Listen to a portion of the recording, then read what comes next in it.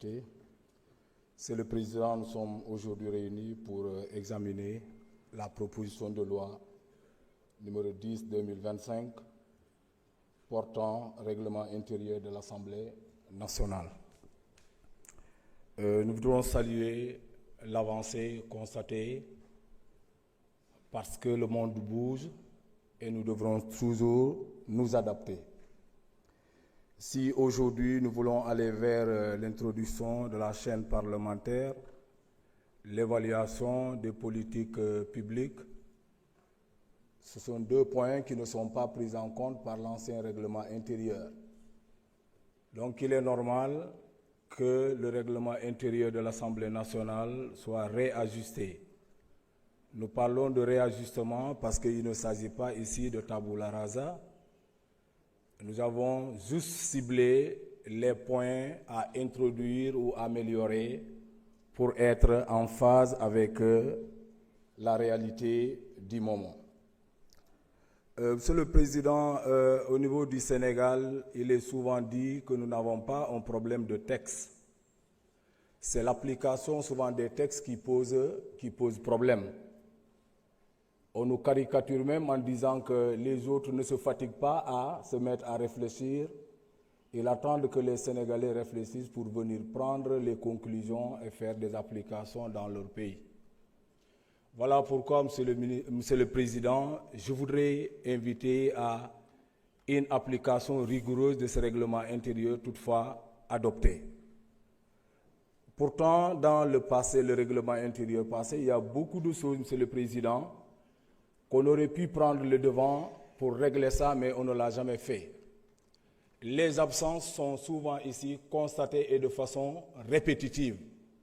Et pourtant, le règlement intérieur dit quelque chose à propos de ces absences.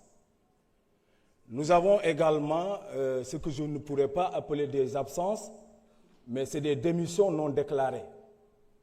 Le collègue Hassan Diop a parlé tantôt du collègue Abdoulaye Sylla, qui a fait le tour du Sénégal pour demander le suffrage des Sénégalais, qui, après l'avoir obtenu, il en fait ce qu'il veut. Je pensais qu'il revient à l'Assemblée nationale de régler cette question-là, parce que les Sénégalais qui ont voté pour lui et qui ne le voient jamais à l'Assemblée nationale, qui va régler leurs problèmes? Je pense qu'il revient à l'Assemblée nationale de le faire. C'est prévu, hein, si nous prenons l'article 113, c'est également une reprise des articles 166, 167 du Code électoral. Il est dit qu'ils sont incompatibles avec le mandat de député les fonctions de chef d'entreprise, de président de conseil d'administration, d'administrateur délégué, de directeur général. Et lui, il est président-directeur général. Il en fait de son mandat ce qu'il veut et nous constatons cela impuissant. Ça doit cesser.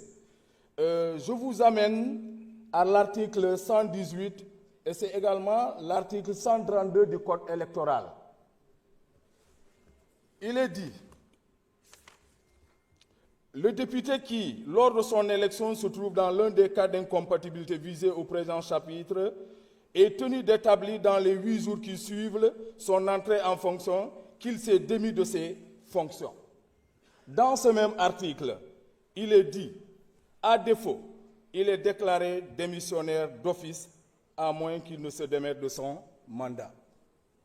Voilà pourquoi, Monsieur le Président de l'Assemblée nationale, chers collègues honorables députés, je suis formel et convaincu, nous n'avons pas un problème de texte.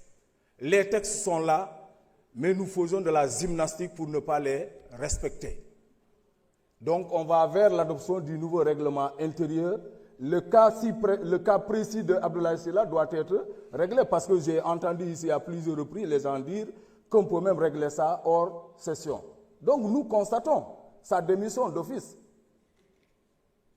Monsieur le Président, donc, je voudrais vous inviter à une application rigoureuse des textes, toutefois le règlement intérieur est adopté. Merci beaucoup.